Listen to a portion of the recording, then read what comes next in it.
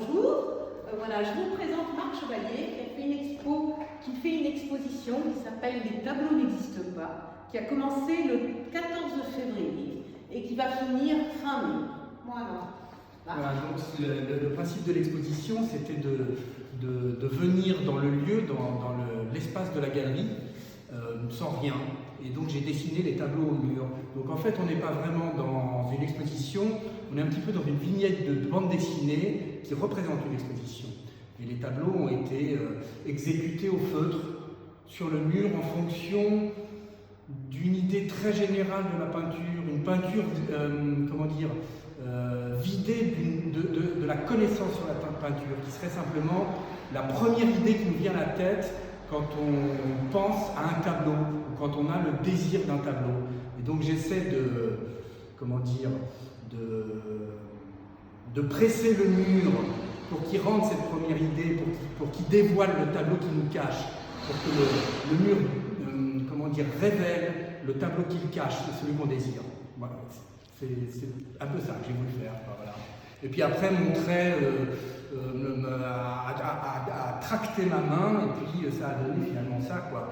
Je crois que cette idée, à l'origine, c'était quelque chose de très abstrait, mais la réalité, c'est qu'une abstraction ne se dessine pas. Donc au bout du compte, on a quelque chose de tout à fait concret, des choses qui sont des dessins et qui représentent des tableaux. Voilà. Alors, pourquoi je dis les tableaux n'existent pas? Parce que les tableaux, c'est simplement, à l'origine, qui sert à déplacer les images. Ça n'a pas d'autre fonction que ça. Et puis finalement, au bout d'un moment, on les encadre. Et puis finalement, cette espèce de cadre, ça devient, le signe qui indique qu'il s'agit d'un tableau. Donc il n'y a pas la peinture, il y a juste le dessin du tableau. C'est-à-dire, c'est prendre le problème, en stratégie, par le flanc. C'est attraper pas l'ennemi, mais son gibier en l'attaquant par le flanc. Donc là où il n'y a plus ses défenses, en fait, puisque c'est le cadre. Bon, voilà. Donc je cherche